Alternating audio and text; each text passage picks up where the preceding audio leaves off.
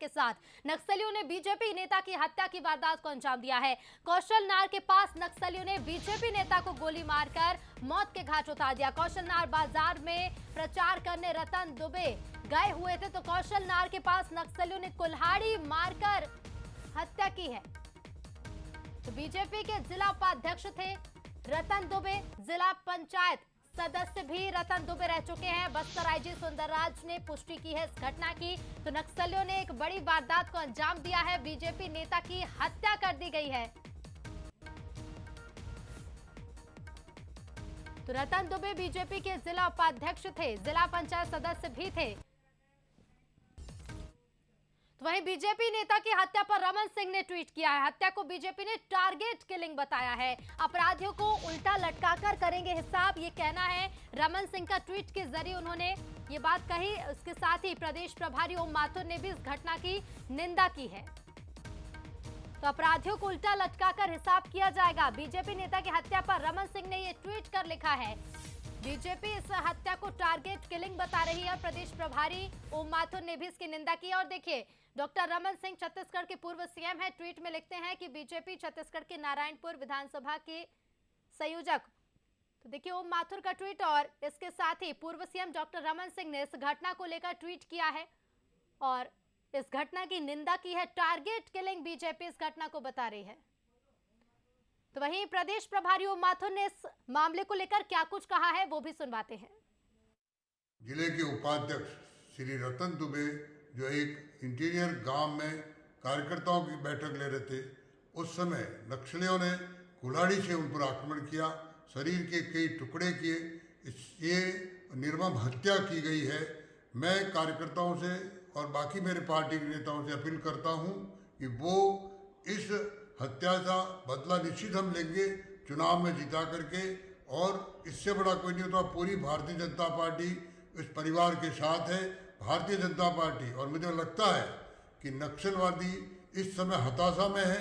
उनको भय लग रहा है कि अगर भारतीय जनता पार्टी की सरकार बनी तो शायद हम नहीं रह पाएंगे। इस तरह की घटना है और ये टारगेट किलिंग निरंतर वो करते जा रहे हैं। और इससे लगता है कि राज्य सरकार के लॉ एंड ऑर्डर की स्थिति एकदम बदतर से बदतर हो चुकी है। मेरी अपील है सभी मेरे कार्यकर्ता बंधुओं से, इन सब चीज़ों का मुकाबला करते हुए हम चुनाव में डटे रहे। निश्चित रूप से हम आगे जाकर के सरकार बनाएंगे और ये जो नक्सलवादी समस्या है इसको समूल वहाँ से समाप्त करेंगे। विधिवत प्लान के तहत नक्सलियों के द्वारा की जा रही है। राज्य शासन को भी मालूम है कि टारगेट किलिंग है, परंतु राजनीतिक बयानबाजी से ऊपर उठकर शासन को जो कदम उठाना चाहिए था वो नहीं उठाना चाहिए। और अब देखिए चुनाव में पिछले 5 साल नक्सलियों ने अपनी ताकत बढ़ाई और अब चुनाव में भाजपा को टारगेट बनाकर एक सुनियोजित षड्यंत्र के तहत, और मुझे लगता है इसमें निश्चित रूप से सत्ता का भी संरक्षण इनको प्राप्त है, जघन्य हत्याएं की जा रही हैं। भाजपा का कार्यकर्ता दुखी है, श्रद्धांजलि देता है, परंतु वो डरा हुआ नहीं है। जितना नक्सली तांडव करेंगे उतना भाजपा का कार्यकर्ता निकलेगा, लोकतंत्र की रक्षा करेगा और चुनाव में भारतीय जनता पार्टी के लिए काम करता रहेगा। तो देखिए, बीजेपी इस हत्या को टारगेट किलिंग बताते हुए इस घटना की निंदा कर रही है, साथ ही कांग्रेस पर निशाना भी साधा जा रहा है। लेकिन ये कोई पहला मामला नहीं जब बीजेपी नेता की हत्या की गई। उसके पहले भी 7 बीजेपी नेताओं की हत्या चुनावी साल में हो चुकी है। देखिए, इसके 4 नवंबर को यानी कि आज नारायणपुर में बीजेपी जिला उपाध्यक्ष रतन दुबे का मर्डर हुआ। इसके पहले 20 अक्टूबर को मोहला मानपुर में बिरजू तारम की हत्या की वारदात को अंजाम दिया गया। 20 अक्टूबर से पहले 14 अक्टूबर को भी ऐसी ही घटना हुई। 14 अक्टूबर को चंद्रशेखर गिरी की कुरूद में हत्या कर दी जाती, इस पर भी खूब सियासत हुई। तो लगातार बीजेपी नेताओं की हत्या के मामले सामने आ रहे हैं। 7 हत्याएं चुनावी साल में हुई हैं। 14 अक्टूबर के पहले 11 फरवरी को भाजपा नेता रामधार अलामी की हत्या कर दी जाती है। 11 फरवरी से पहले 10 फरवरी को नारायणपुर जिला उपाध्यक्ष सागर की हत्या की गई। उसके पहले 5 फरवरी को बीजापुर के मंडल अध्यक्ष नीलकंठ कक्केम और 16 जनवरी को बस्तर में भाजपा जिला मंत्री बुधराम करटाक की हत्या की गई। और ज्यादा बातचीत के लिए सीधे रुख करते रायपुर स्टूडियो का हमारे साथ जुड़ा स्टेट एडिटर आदित्य नामदेव जी। आदित्य जी, लगातार चुनावी साल में बीजेपी नेताओं की हत्या हो रही है। देखिए ऋतु, सबसे बड़ी बात है कि 7 नवंबर को वोटिंग होनी है, नारायणपुर में वोटिंग होनी है, बस्तर की 12 सीटों पर वोटिंग होनी है, 170 कंपनीज हैं आपके पास सुरक्षा व्यवस्था के लिए। ऑलरेडी वहां पर सुरक्षा व्यवस्था वैसे भी बहुत ज्यादा रहती है। ऐसे में अगर देखिए एक बीजेपी नेता को आते हैं कुछ नक्सलियों की स्मॉल एक्शन टीम कहा जाता है, देखिए इसे स्मॉल एक्शन टीम आती है, पीछे से कुल्हाड़ी से वार करती है और एक नहीं कई घाव सिर पर दिए जाते हैं और उसकी मौके पर ही मौत हो जाती है। ये अपने आप में बताने के लिए पर्याप्त है कि स्थितियां कितनी ज्यादा बस्तर में चैलेंजिंग है चुनाव के लिए। मैं पहले भी कह रहा हूं बस्तर का चुनाव इस बार रक्त रंजित रहेगा, फोर्सेस को सोचना चाहिए, क्योंकि मैं खुद जब बीजापुर गया था मुझे बहुत अच्छे से याद है, रात में 11:30 बजे एनएच में जब नक्सली बैनर बांधकर चले जा रहे हैं, वहां टिफिन बम लगा ले रहे हैं नेशनल हाईवे में, तब आप सोच सकते, वो भी नेलसनार थाना वहां से चंद कदमों की दूरी में था। पिछले 9 महीने में 7 भारतीय जनता पार्टी नेताओं की हत्या हुई है, इसमें कोई दो राय नहीं है कि टारगेट अगर हो रहा है तो सीधा अभी फिलहाल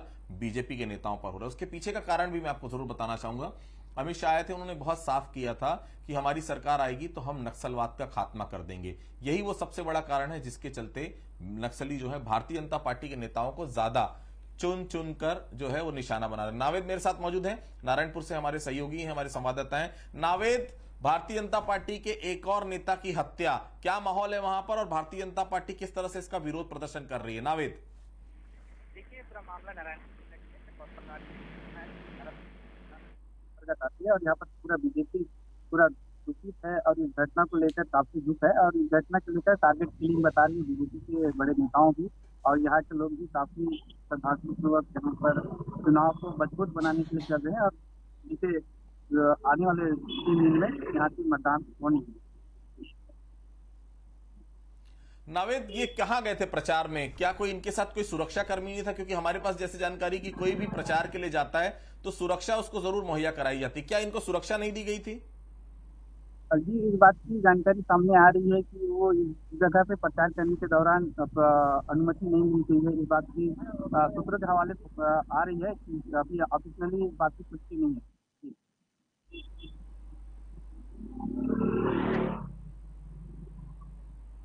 ठीक है नावेद, बहुत बहुत धन्यवाद हमसे जुड़ने के लिए। मेरे साथ 2 राजनीतिक मेहमान जुड़े हुए, धनंजय सिंह ठाकुर जी कांग्रेस से हैं, मेरे साथ हैं, केदार गुप्ता जी भारतीय जनता पार्टी के साथ हैं।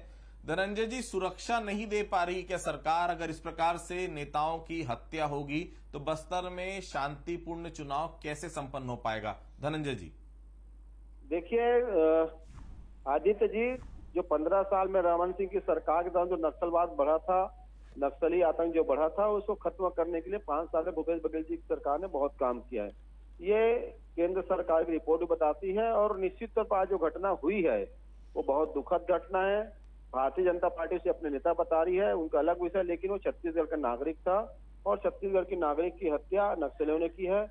और जो भारतीय जनता पार्टी इस प्रकार टारगेट किलिंग का आरोप लगा रही है, मैं इनसे पूछना चाहता हूँ, आज छत्तीसगढ़ में आचार संहिता लगा हुआ है, सारे नियंत्रण केंद्र में बैठी भारत निर्वाचन आयोग के साथ में और बटालियन लगे हुए हैं, सीआरपीएफ के जवान लगे हुए हैं, सुरक्षा बल के जवान लगे हुए हैं। और अगर इस जगह Bharatiya Janata party target killing की बात कर रही है, सुरक्षा ही देने की आरोप लगा रही है, इनके सिर्फ राजनीतिक हताशा दिख रही है। इनको अपने कार्यकर्ता की जो जिनकी हत्या नक्सली उसका दुख नहीं है और कहीं ना कहीं ये जो बटालियन है, जो सुरक्षा में लगे हैं, उनकी कार्यशैली पर भी सवाल उठा रहे हैं। केदार जी, भारतीय जनता पार्टी का एक और नेता कहीं ना कहीं नक्सलियों के द्वारा हत्या कर दी जाती है। आपको याद होगा 9 मई 2019 की वो घटना, जब भीमा मंडावी इसी तरह प्रचार में गए थे, उनकी भी हत्या की गई थी। पिछले 9 महीने में 7 भारतीय जनता पार्टी के नेताओं की नक्सली हत्या कर चुके हैं। केदार जी, किस तरह से इस मामले को जनता के बीच में लेकर जाएंगे? देखिए, पिछले 9 महीने में भारतीय जनता पार्टी के 7 कार्यकर्ताओं की, नेताओं की शहादत हो गई और इसे नक्सलवाद का रूप दे दिया गया। हमने शुरू से कहा है ये टारगेट किलिंग है और कांग्रेस पार्टी का पूरा वजूद आदिवासी समाज में खत्म हो गया है। आदिवासी समाज का भरोसा, अब आदिवासी समाज कांग्रेस की भूपेश सरकार पर भरोसा नहीं कर रहा है और सारे आदिवासी भाई भाजपा के साथ खड़े हैं। अपने वर्चस्व को बचाने के लिए कहीं ना कहीं मुझे ऐसा लगता है कि ये जो हत्याएं हो रही है, कांग्रेस की सरकार इसमें कोई बहुत कड़ा निर्णय, और आज तक कोई अपराधी, एक भी नक्सलवादी गिरफ्तार नहीं हुआ।